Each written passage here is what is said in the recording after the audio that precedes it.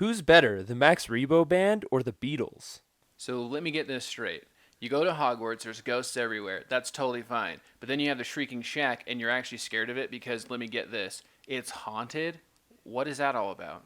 If you retired and passed by the room of requirement, would it then be called the room of retirement? Who's this guy? Who is that?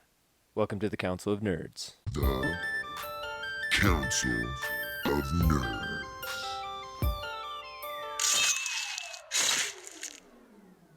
Well, welcome to the Council of Nerds, everybody. As you might have heard in our little fun intro, we have a special guest host with us today. His name is Chance. Chance, why don't you tell us a little about yourself? Well, as you said, my name's Chance. I'm originally from Portland, and I love nerdy things, especially Harry Potter. Probably my favorite of the nerdy things. So I was very honored to be invited to come on to this podcast. Big fan, listen to it every week, and real excited to be here, guys. Yay! Just to bolster Chance's accolades, this man, if you guys haven't played the Hogwarts Battles card game, which is fantastic, by the way. It takes you through all 7 years of Harry Potter, and it's a deck-building card game that you play with a team and try to beat all the villains. He decided it wasn't hard enough, so he made his own. Nerd! Yeah. But he's very devoted to the magical arts. We're happy to have him. And just so you listeners know, if we like you enough, or if you bug us enough, not that Chance did, but you might have a chance to guest star on our upcoming episodes as well. Or honestly, if you just know enough. Yeah, look at our Discords. Let us know. Show us your steel. Prove yourself that you Prove are the yourself. nerd that you claim that you are, and you might get to come on and grace us with your dulcet tones. But go ahead. That's true. No, I was going to say the use of big words helps because we don't use those very often. I did just be use like- dulcet. So that was pretty good. That's true. You be like this kid. Where is it? Here it is. Use that a lot. That helps your cases in every situation. In every aspect.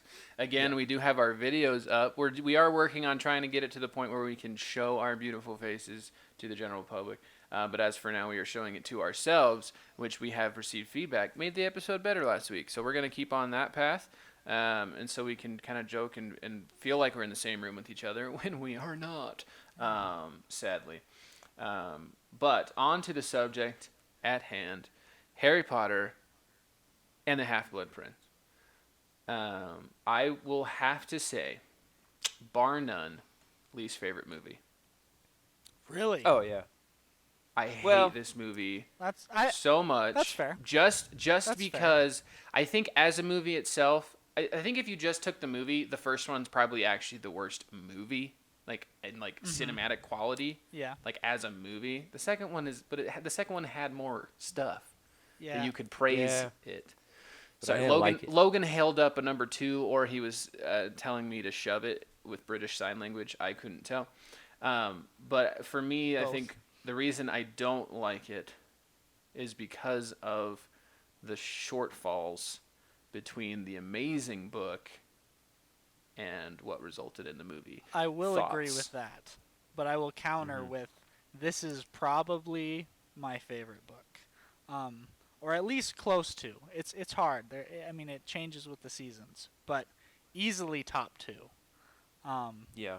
And then the other of the top 2 changes, but easily the top 2. So probably my favorite.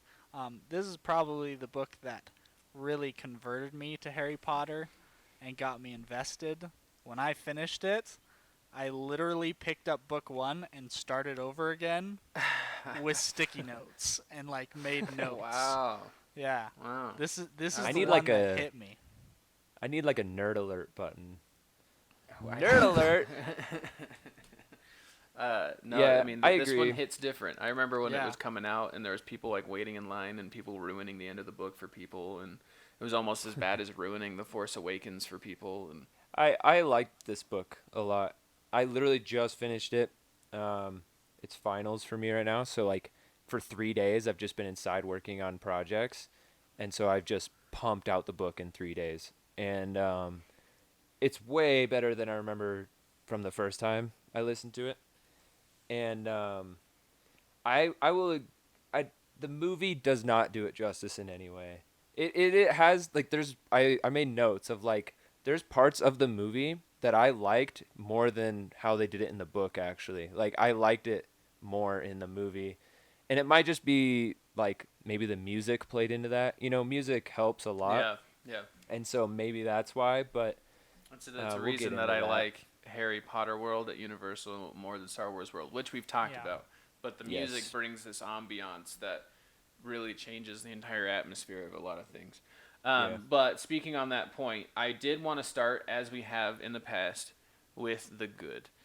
Because there are a few things that I really did like. I did actually really like the sequence of Dumbledore and Harry going to find Slughorn. I thought the way that they Yeah. put that together in the disheveled house and all of that, like I thought that was actually really, really, really well done. I thought Slughorn was a great cast, like who they picked for him, because he's from what's the movie that Tom Felton's in that you were gonna ask him about at FanX? Logan, Oh, help me. The Borrowers. The Borrowers. He's in that too. Yes. And I think Arthur Weasley is in Easily that his too. best movie. But he's kind of he comes off very much how I saw him in the book, minus the mustache. That Yeah. they say he has. But that was something I really liked. And then the other thing was probably just my favorite. One of my favorite moments in any of the movies that makes me laugh is when Harry is on the Felix Felicis and Yep. he's talking about the spider and he's just like the pincers. That kills me every time. My wife pees her pants laughing. I will say it was probably for me one of the best well done parts in the movie that relate to the book. I think it was just it was perfectly done. Yeah. I couldn't have imagined it any better. The whole scene, minus Harry bumping into Ginny, minus that, because I think it should have gone the way that it did in the books. But that's kind of Yeah. getting into a different topic. Yeah, Agreed. we don't want to meld too far into the doo-doo track yet. I did want to talk about I think the reason that I love the book, and this is kind of my favorite part of the book, and I think it's probably the same for most, is just that ending sequence. Not just with the. Do you have a spoiler alert sound effect? No. Okay, thank you for the confirmation. Bruh.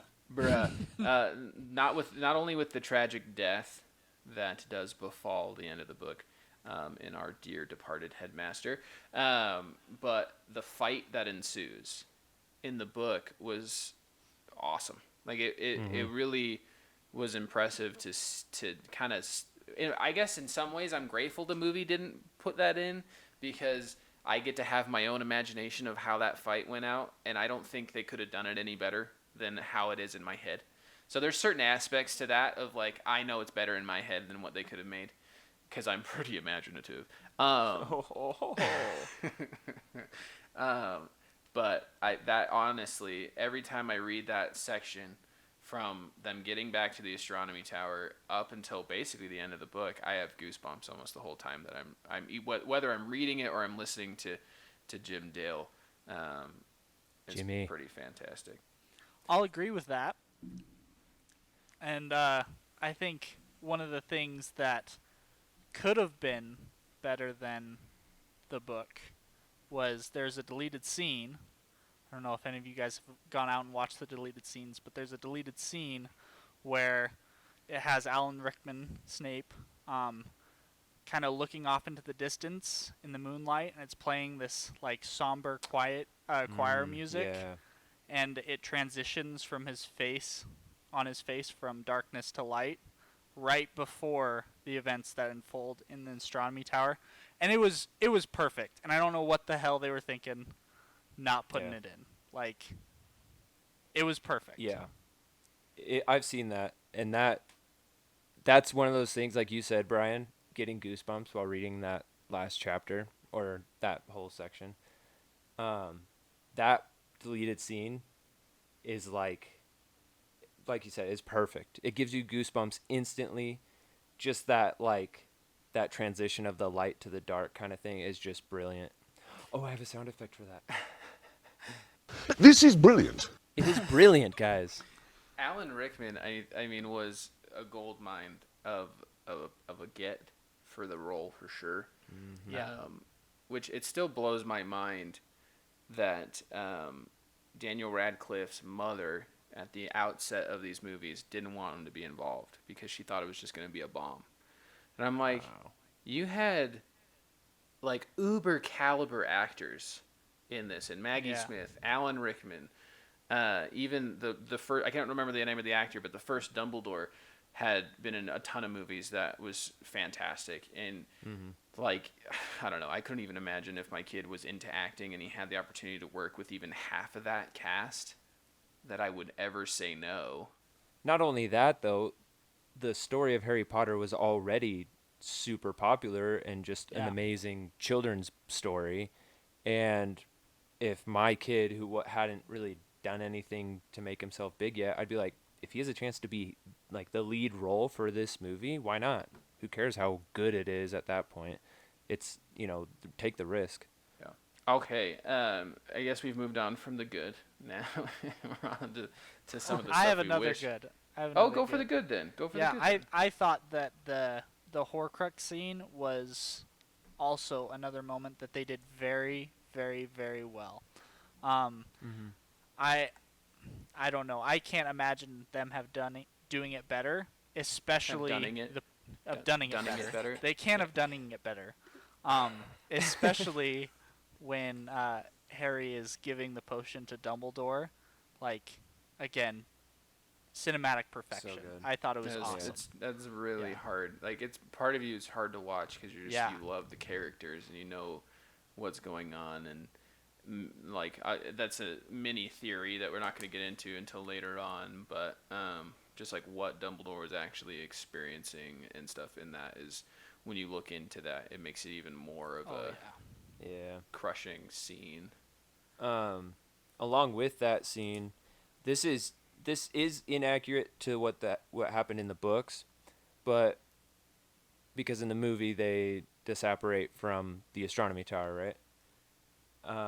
But I like that little scene right before they disapparate, where it's just kind of like one of those moments between Harry and Dumbledore, where Dumbledore's like, he's just talking about like how much Harry has grown. He's like, "Oh, you need to shave," and like, it's kind of like a grandfather to grandchild kind of moment. That was kind of cool, and I think it would have been even better if we would have gotten like what was put in the books, that whole relationship construct that was made between Harry and Dumbledore, while Dumbledore and him were looking in the Pensieve and stuff. In the book, it's just so much deeper, and Yeah. they just kind of had this relationship that isn't seen in the movies as much. I But agree. from that moment, that little moment before that, and then even disapparating and them going to the rock, like the music and just how cool it looks when they're like in that super chaotic ocean, right there on the rock looking at the cliff. I thought that was really cool. I really liked that moment a lot. There's a lot of those moments of just kind of like, and it's interesting because I've kind of, with that scene, thought of it as like a stark contrast with another water scene that you see in the first movie when Harry first sees Hogwarts versus when Harry first sees his real destiny. Like, Yeah. that's like, it's calm, it's serene, it's beautiful, it's dangerous. Like, the transition is, it's dangerous. It's like there's no guarantees, and it's scary. And I Yeah. think that that's interesting that they used kind of that same panning water to cliff scene to kind of illustrate that. And that might not have been on purpose because there was probably a lot of hands in the pot by the time they got around to the sixth movie. But I always thought there was some kind of similarities there that I really enjoyed cinematically. But yes. Ready for, maybe we should get a sound effect for this, for Brian's nitpicky moment of the episode. I'm gonna just make note of all these sound effects. We need nerd alert. Collect them. What was the other one we needed? Spoiler. Spoiler alert. Oh, that's it. Spoiler. You can't get rid of Gimli's laugh though. Whatever you Yeah. do, we need to No. keep that. And then Brian Nitpicky. We need to figure out how to do that. Something just like a chime, and it's just We could do a just like me and Dan or something. Just like Brian. Just like Brian. But you brought it up, and so I feel like I have to talk about it. And it is the disapparation. Oh, it makes me so mad because in the book they walk to Hogsmeade, Right. which is where they get seen by Madame Rosmerta, who's under the Imperius's curse that Draker's put under her. So Draker knows that. Oh, there's so much things that happen that just don't, because he goes, "There's perks to being me." Yeah. Okay, first off, Dumbledore, chill out. Second, no, there's not. There's not. Like, there's just not. Yeah, so you shouldn't ever be able to do that. I also have the same issue in the second Fantastic Beasts movie when all these Aurors just apparate, like, on the bridge going to Hogwarts. I'm like, is that where the line is? Is that where it cuts off? Like, what? But No. being them has its perks, man. Yeah. Oh, my rage knows no bounds. But there's your Brian Nitpicky moment of the episode. That's not possible. As Hermione lets us know multiple times throughout the books, if you've ever read Hogwarts: A History. But Yeah, she does. That is pretty nitpicky. I'm a nitpicky guy. I You was know this okay with about me. it in the movie, because Of course there you were were. things that I disliked a lot more. That's fair. I just that's a dislike fair more. point. There were just so many other things about the movie that I felt like I didn't have as big of a deal with that, especially since you could kind of explain it. The headmaster of Hogwarts can control it could make Right. sense. It doesn't, and it doesn't fit with the books, but there were a lot worse things Yeah. that happened. And with that being said, why don't we bring it up? Because I think the major thing that was in the movies that people were like, why? Like, why was that the main focus of this movie? Was all the lovey-dovey stuff that they threw in the movies. 100%. I feel like even in the books, it wasn't even that big of a thing. It was not. It was made note of. It was important in some way to some of the story, but it wasn't like the main focus of that book in any way. Well, I think what the book does is it still has a lot of that in there, with Harry getting super pissed every time he sees Ginny and Dean together. And then Hermione and Ron having their little spat because Ron's hooking up with Lavender Brown, who, may I just add, as my least favorite character Yeah. of this movie, Lavender Brown. Yeah. No offense to love the when- actress. You Yeah. played the part beautifully. No. It's just like Perfect. I hate Umbridge, but for a very specific reason, that you played your part right. Juan. Where's my 1-1? But that's Is he in here? there. That's in there. It's very much there, but it never overshadows the rest of the story in the book. Whereas in It's the almost like a movie- side hint. Yeah, it's Yeah. kind of it's an added propellant to the story because it gets them going. Like Harry wouldn't have seen Draco at Slughorn's party if he wasn't trying to help Hermione get away from Cormac McLaggen at the party Yeah. in the Right. book. Like there's different things that those lovey-dovey things push them to plot points, but not like it's not the driving force, which you feel like Yeah. that in the movie sometimes. I 100% agree. And I think they didn't even focus on the right relationships that were in the book. Yeah. Harry and Ginny's relationship development is just garbage. It's utter trash in the movie. It's really, really bad. Where a lot of people have a problem with... I know you guys mentioned this in the last episode, but a lot of people have a problem with Harry and Ginny being together. Whereas I feel like in the books... And when I read the books, I It think makes that's more sense. one of the most meaningful relationships in the books. I love it, and I thought it was done perfectly in the books, but really, really badly in the movies. And then you're just Well, like, it's- why? It's a gradual affection instead of this I'm just gonna kiss you. Well, Yeah. Yeah. There hasn't been even like a Weirdly. real moment in the movies at that point that I felt like Harry even looked at Ginny with like a hey moment. Like not even anything that significant.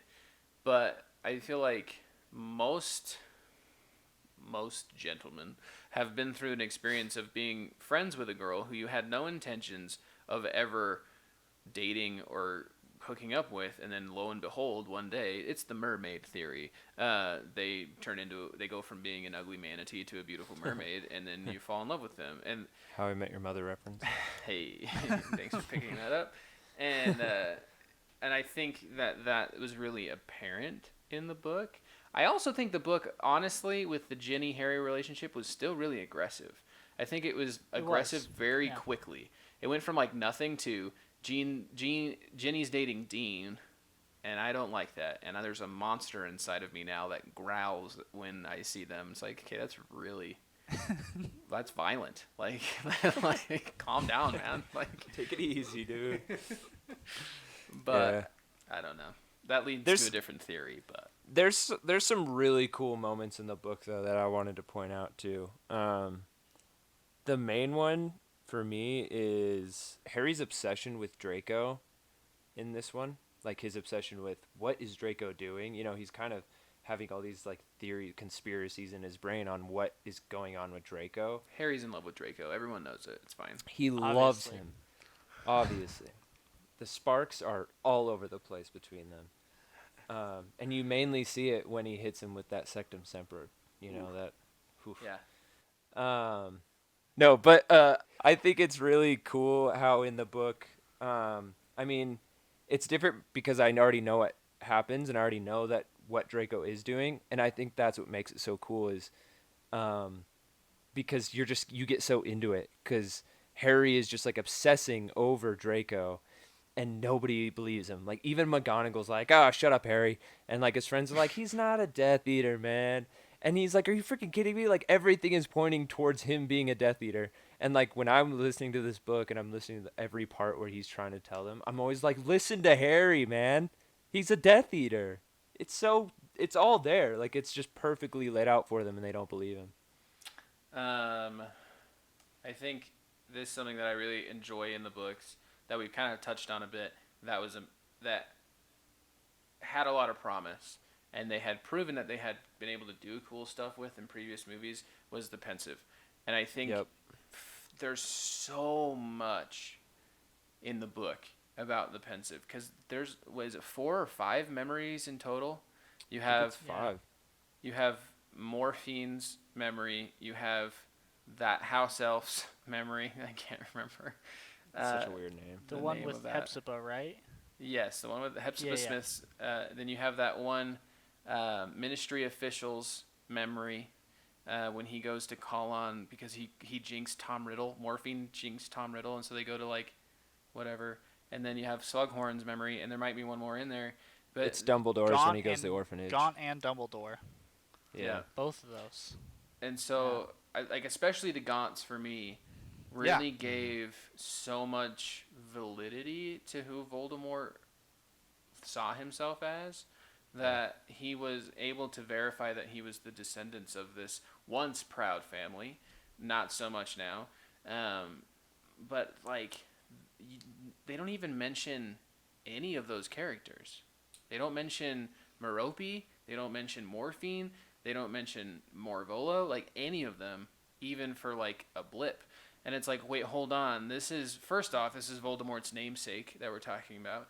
And second, like, this whole thing culminates in who Voldemort is. Like, why are we not focusing on this more? And also, like, especially that house elf memory kind of shows his descent into who he became and his very, very deliberately laid plans and how he went about things. I just...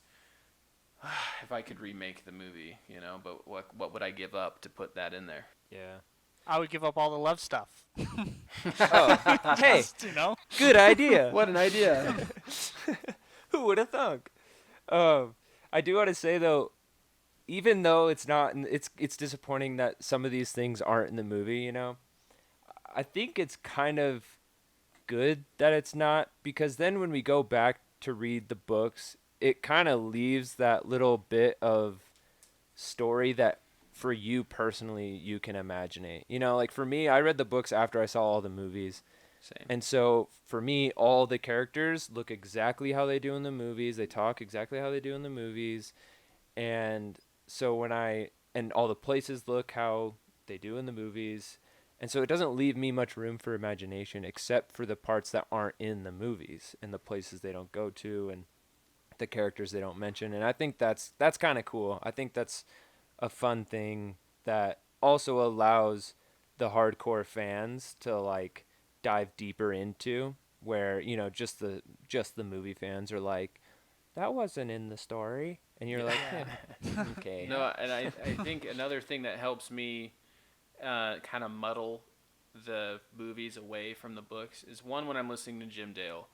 He gives such a different character to everybody that it allows me a little bit of leeway there. And also the illustrated Harry Potter books by Jim Kay. Don't quote me on that name. I believe that's correct. Those have also given me a whole different perspective on the possibilities of what they could be. Like you, Logan, I read all the books after the fact, and so they were kind of ingrained with those images. But that's allowed me to see, like, oh, that would have been cool. Or that's a different way to see it, and that's kind of cool. And I agree with you, though, that those moments are a lot of fun for someone who wasn't able to have that experience ahead of time. I do think, however, that they needed to have the Gaunts and him applying for the Defense Against the Dark Arts. I think that, personally, I think those are the two most crucial. Pivotal. Because yeah. I agree that they really missed an opportunity in developing Voldemort. When I was preparing for this podcast, I watched the sixth movie with my friend, and I was going over a bunch of the things that just like come out of the books and that were alluded to, I guess, in the movies or are not explained in the movies. And I feel like until I did that, like you don't recognize how evil Voldemort really is until you get those experiences and you like go through it. Like, yeah, you hate him in the movies, but some of the stuff he did in the books were like really, really just gruesome Well, he's like and 15, vile. and he Yeah. just goes and murders Yeah. his dad, right? Like, what? Yeah. Well, and even just like even just the simple stuff when he's in the orphanage, like when he hangs Yeah. that bunny rabbit, Yeah. or terrorizing the kids in the cave, like that's dark. I Yeah. don't know if there's a fan theory out there about what happened in that cave, but I want there to be one, and I want to know what happened. Like, that's one of the few things that is still a mystery to me with Harry Potter, that I just want to know really bad, like what actually went down in there. it wasn't good. I can tell you that. Well, I can imagine it wasn't great. Well, Yeah. Well, like also, I want to know just the whole bit of that because they mention in the book how Dumbledore says there's no way a muggle could even get into this cave without being like a mountaineer, like an experienced mountaineer. The only way is with magic. And so, like, really, and the waves are too crazy that they couldn't come on a boat. And so I want to see, young Voldemort using magic to get these, was it like 3 kids or whatever, to go Yeah, in 2. 2 or 3, the 2 kids into that cave. I think that would be really interesting to see. Yeah. The other thing that I thought would have been funny if they had incorporated it was Crabbe and Goyle as girls being watchouts yeah. for Draco while he's in the room of requirement. Yeah. I thought that could have been really funny. But on a more serious note, I think it's super sad that Merope gets a full pass in the movies. No, I Because agree. her story is super depressing. Like, Yeah. and then to just like, oh, sorry, you don't make it. Like, wow, thanks. Even more Yeah. depressing. Like, way to ruin my life even more. Wait, which one's Merope? I don't know why I'm drawing Voldemort's a mom. blank. Yeah. Oh, right.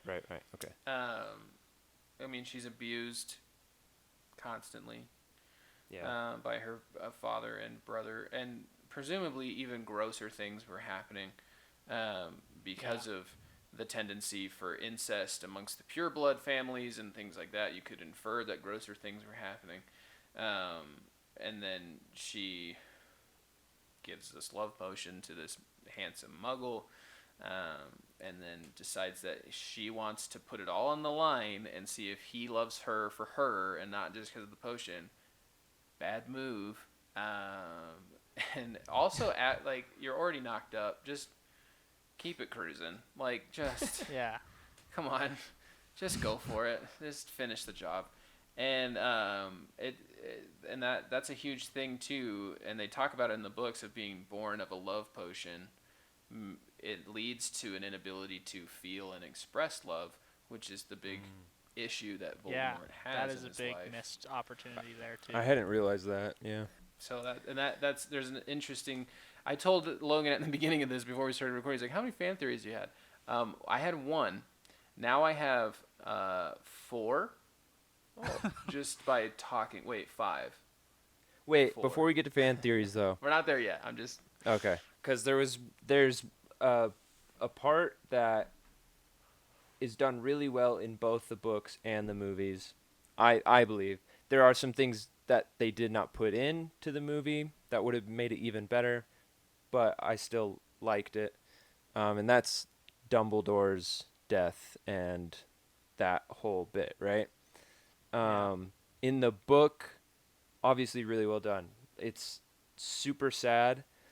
It kills Everything me when about when it. Hagrid realizes Yeah. what's happening. That kills me. More He's than like in anything. complete denial, Yeah. that part. And then yeah. But I'm the getting thing I will goosebumps and say, want to cry. but the thing I actually didn't like in the book with the whole part was afterwards, and I think they're in the like the hospital wing, I Yeah. believe, like all of them, like the Order of the Phoenix and stuff. They're all talking. I felt like the sadness was kind of gone at that part. In Like the it was book. there, yeah, in the book. Like it was there, but it wasn't. Like there was just like maybe it's just Jim Dale and how he did the voice, the emotion for it. But it just kind of seemed like yeah, Dumbledore's gone. Now we have all these other problems that we got to worry about. And I was like, oh, that's not very sad. Like I felt like this was huge. This should be really sad. I should be crying right now. And in the movie, like that part is really important. The hospital wing part, everything they talk about. And then in the movies, the reason I really like that whole thing is mainly the music, and just it is deeply sad and deeply serious, and just like the complete silence after they're in the courtyard where Dumbledore's body is, and they're just showing like the broken window in the Great Hall, and then Harry in Dumbledore's office and stuff like that. It's just silent for a while. That whole bit is like really like makes you like bathe in the sadness and just like dwell on it, and I like that a lot. Yeah, It I'll agree reminds with me of that. a I really think they did an awesome job there. Sorry, Brian. You're good. You're And good. I I was think- gonna say something really stupid, so you go ahead. Okay, all right. I think they did a really good job with adapting it. I think there were a couple scenes that worked really well in the movie because they were in the movie, and not in the book. Like, I think Draco working on the cabinet in the Room of Requirement.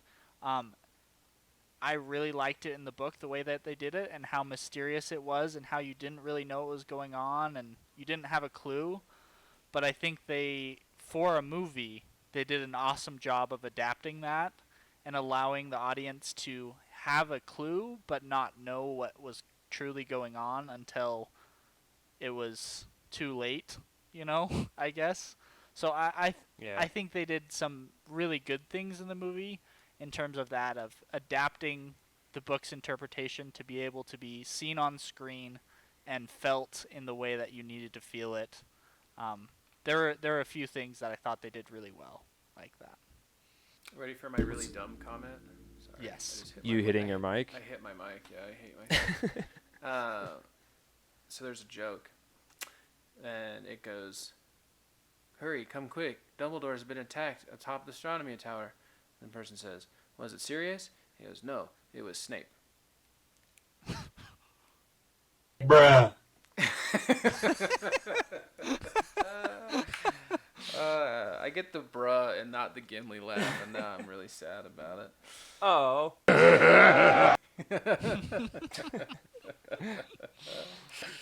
Good grief. No, yeah. For me, the saddest part of the book is definitely in this book, not in all the books, because it gets way worse in the next one. But the saddest part for me is when Hagrid realizes what happened, because we've talked about Hagrid a lot in this podcast, and he's genuinely one, like, if not the at least top 3 favorite characters. But you think about this man who has lost everything, and then the one man that was able to give him a little bit back by giving him this job and then making him a teacher and giving him a home, he loses that last thing that he had. Yeah. And it's just, I want to cry over it. And it's just so hard. I would be in denial too. If basically who I'm sure Hagrid saw as a father of sorts was just there in a heap on the ground. Like, no, this isn't happening. Yeah. So I do agree with you as well, Logan, that I feel like that sadness does kind of get vacuum sealed in that one moment, and then it's just kind of we're outside of it. And then I think he tries to bring it back because Fox is like flying around and singing his song while they're having this conversation in the hospital wing, but that's not enough to kind of like in the back of your mind you're like, so Dumbledore's dead, right? Like, are we not gonna? Yeah. Yeah. We're not really gonna. And it's just like, we have a mission, we need to go, blah blah blah. But Speaking I don't- of which, go ahead. that is Dumbledore's death is the reason why I felt the need to reread all the books, and part of what you guys are talking about, where there was that feeling of just like we just passed it and like everything's fine again, and I was like, there's no way, like he's not dead, like he's pulled some tricky-madoo and. It was someone else in a Polyjuice potion, or like there's something, and that's part of the reason. gonna like, jump I went up. back, Da-da, da-da. I read all the books again. I like looked up all the theories, and I had tons of them. I don't have a any of them blind now hope. because when I realized that he was actually dead in book 7, I threw them all away in anger. But but yeah, Hagrid. I was like, there's no way. Like, he's not dead. There's no way. The tone's the same. Everything's fine. Like, he's going to come back in book 7 and do something nuts. And he didn't. And I was sad again. Well, I mean, he comes back ethereally, Well, I guess, but Not the same. not the same. I don't really have anything else that. I mean, there's definitely more I could get super nitpicky on, but I don't have anything else. I think there's just one last thing to note, which is Dumbledore's funeral in the book. Yes. Yeah. That part's pretty cool. I think one of the main things I like about it is bringing all of these characters and people we have kind of seen or heard about throughout all the books up to that moment In one coming place. to the funeral in one place. Even people we didn't like Umbridge, she was there. And I think that, and then also, you don't just get people, you get the centaurs and you get the mermaids, people, the mer yeah. people. I just think that was pretty cool. I thought it was just interesting how it was done. I don't even know how to just describe it really, but it was just, if you don't know about it, go and read it or listen Go to read it, it, because it's a really cool part that kind of, it shows like we've always known Dumbledore's been around forever. He's 115 years old or whatever, and we know he knows a ton of wizards, and he's made himself 113, and he's made a name for himself in the wizarding world for sure, and we all knew that.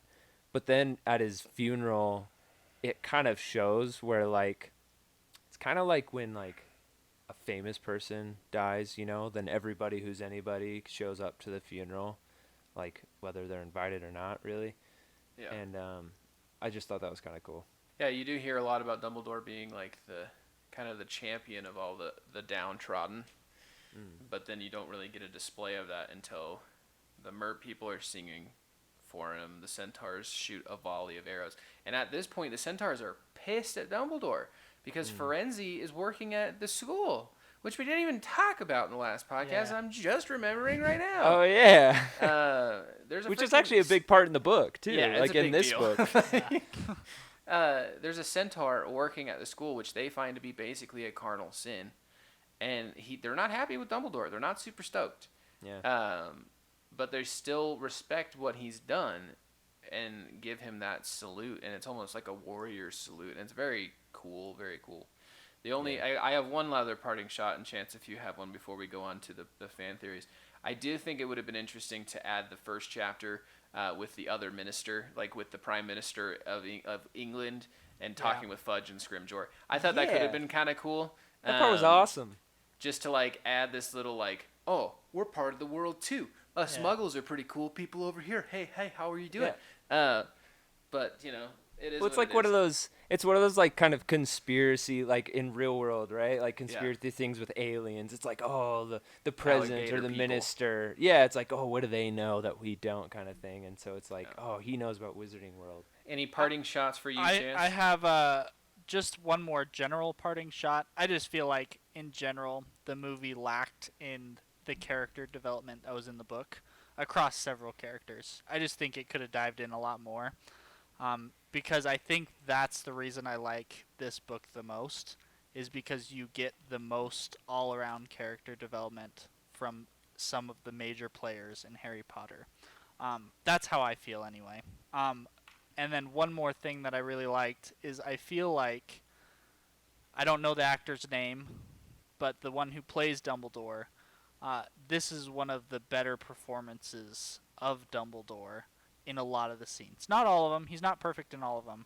But there are a lot of really awesome scenes where I'm like, man, that's Dumbledore. Like, you mentioned the Slughorn scene where he's like, I love a good knitting pattern. Just like little things like that.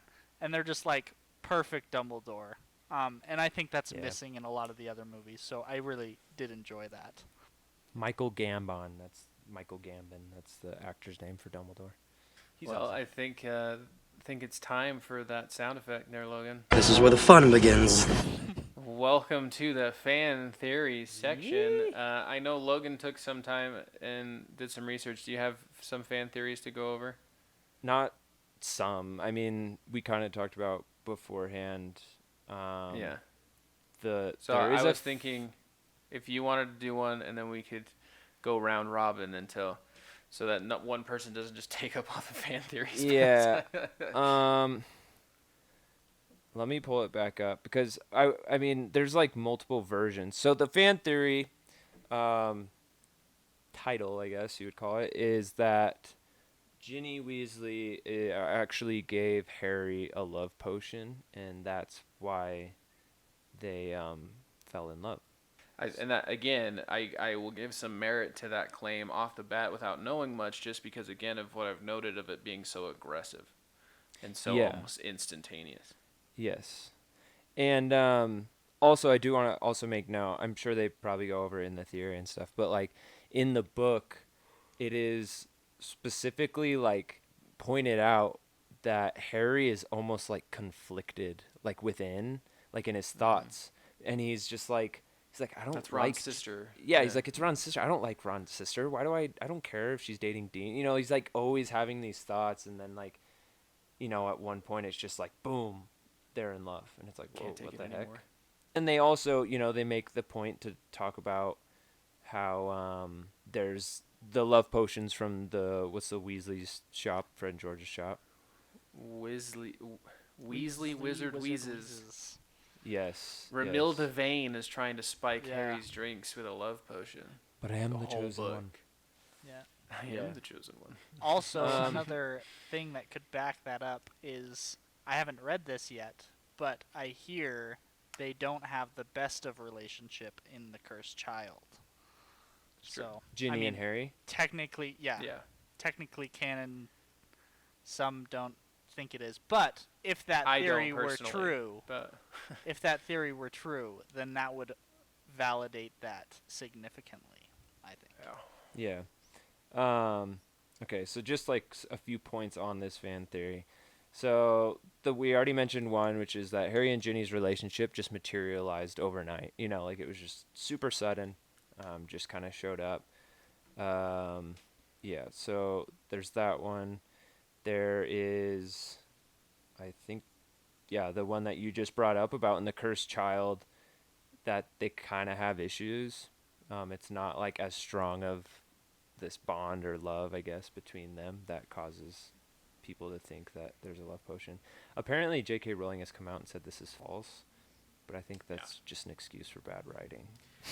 I feel like that's the goal of every fan theory, though, is to get enough attention and traction that J.K. Rowling either shoots it down or says, "Yeah, sure, that's Yeah. the thing." Yeah.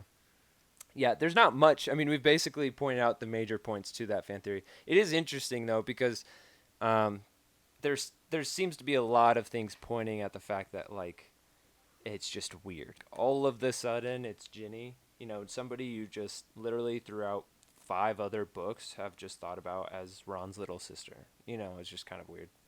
But, yeah. I agree. I have a small one.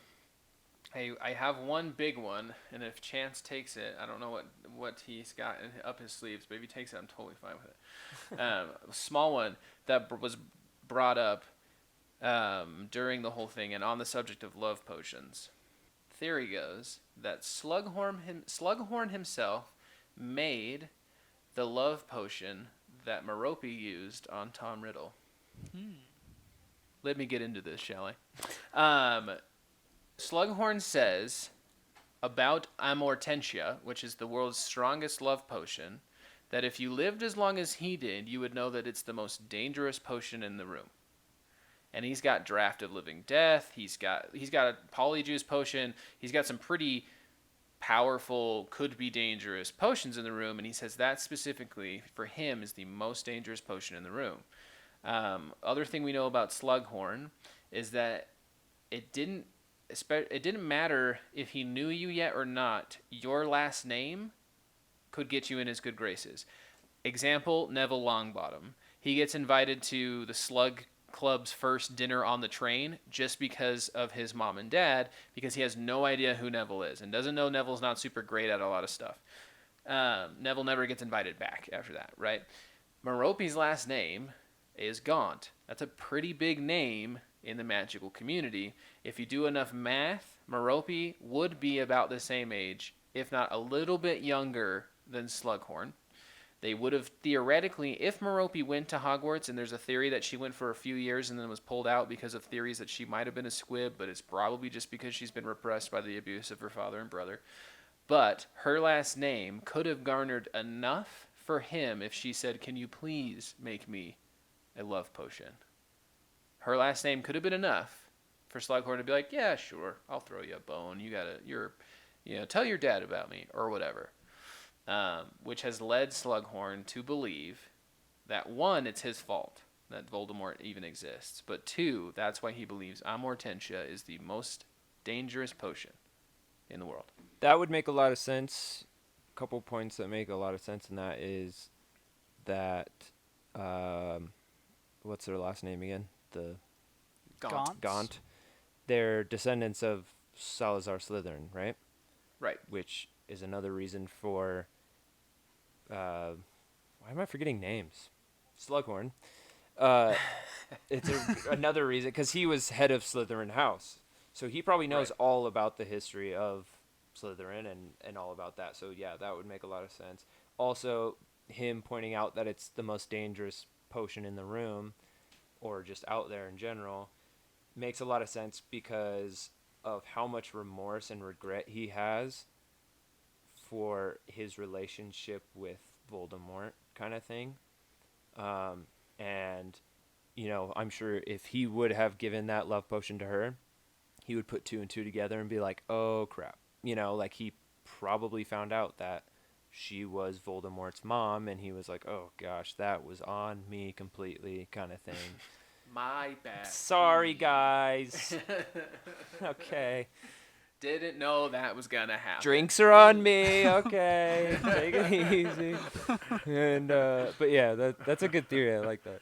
2 points to add to that. I don't know if anyone knows about this, but there was a really awful wizard that made a list of pureblood families, the Sacred 28. If you don't know about it, go ahead and look it up. But both of those names, Slughorn and Gaunt, are on the list. So that, I think, would be it was a public list that most people knew about. The Weasleys were very opposed to it, as well as the the Longbottoms. So several people weren't very happy about it, but it was very public. A lot of people knew about it. And it would be very reasonable to expect that Slughorn knew that his family was on the list and that the Gaunts were on the list. Also, Slughorn was very fond of Tom Riddle, and if he knew that Tom Riddle was the child, he might feel, especially since she was dead at that point, Yeah. some remorse for things that he knows he might have caused, which might have persuaded him more to share information that this kid wanted to know about Horcruxes. That might have been Yeah. a contributing factor. So I think that's a very sound theory, personally. I like it a lot.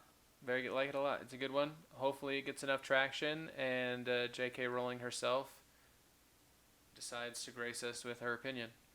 Yeah. Chance, you're up to bat, my friend. I too have a small one. And this could be wrong. I don't know. Just a thought. Severus Snape did not actually know the task that Draco had at hand and used legitimacy on Narcissa to deduce it. Because Bellatrix, and this is one that I've just thought up, Bellatrix would not question Lord Voldemort after the fact. Neither would Narcissa.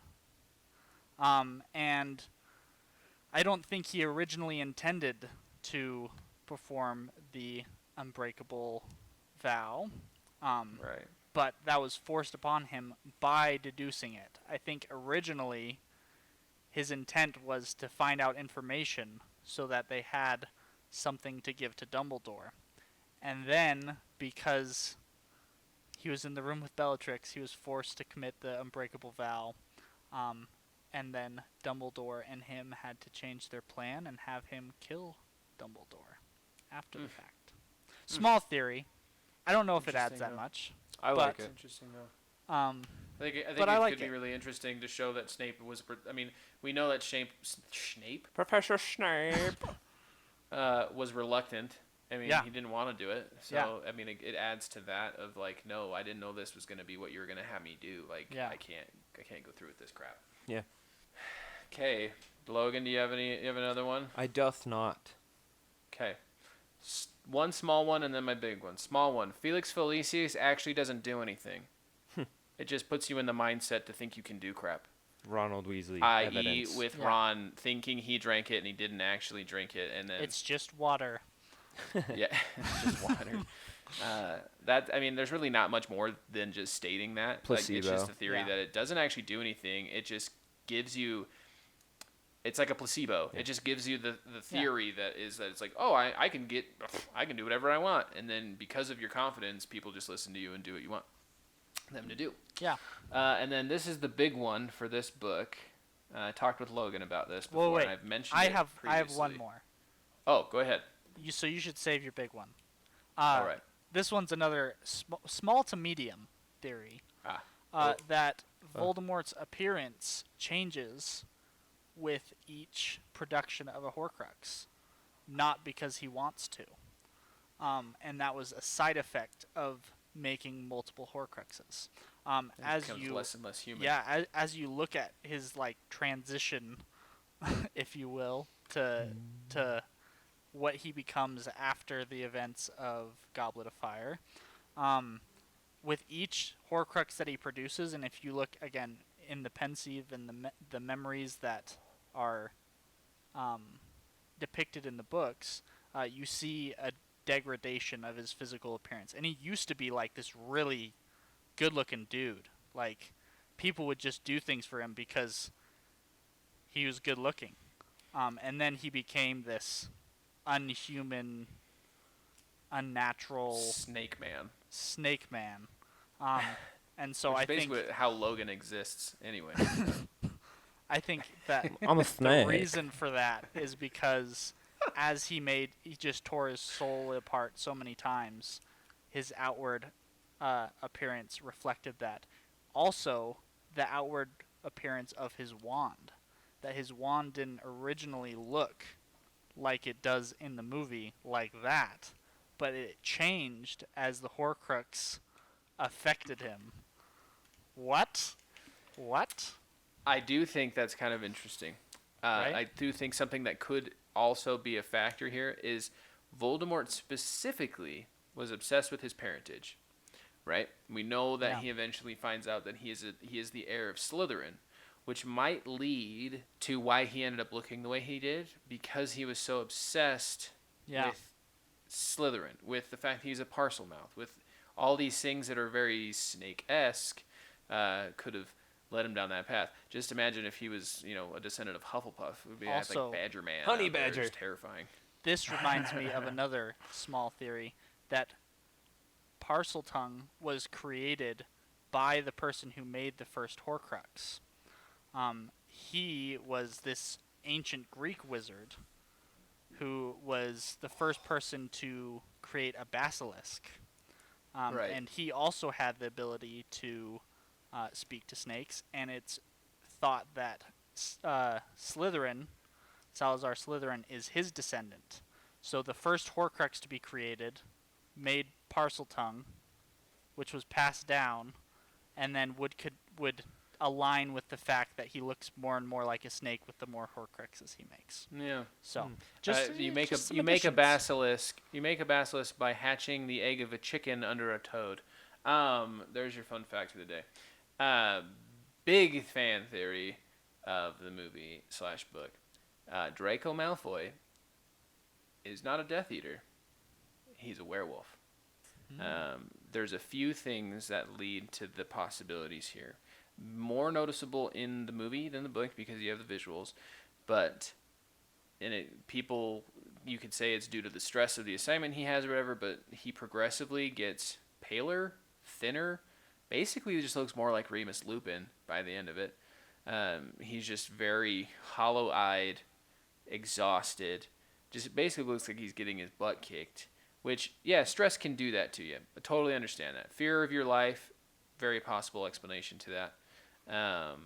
Another part of it is that when Draco goes to Borgin and Burkes, Ron, Harry, and Hermione can't get a look at what he shows Borgin to freak him out. But he does roll up his sleeve. And if you're a Death Eater, I don't think Greyback's the name I'd throw out as a threat, personally. Maybe Antonin Dolohov. Maybe Rodolphus Lestrange. Maybe Voldemort. Maybe Bellatrix. Maybe Maybe Bellatrix. Lord Voldemort. There's a lot more scary people than Greyback. Not that Greyback isn't intimidating in his own right, but he mentions him specifically, which leads you to think there's got to be some kind of tie there. To add to that, I also think that Voldemort likely had some kind of hazing type ritual that he would perform on wannabe Death Eaters or forced to be Death Eaters.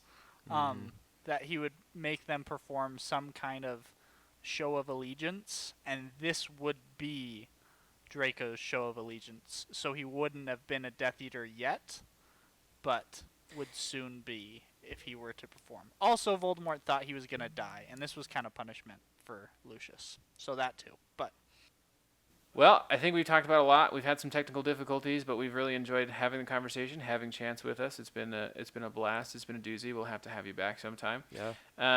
But for future reference, please listen to this episode coming this Tuesday on Spotify, Apple Podcast, Anchor, YouTube, many other places that I don't know the names to.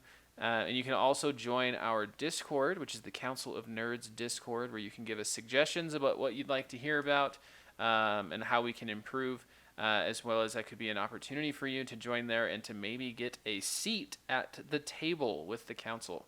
So please just stay involved, tell your friends, get the word around. Yeah. Stay nerdy, my friends. Bye. Bye. later. The Council of Nerds.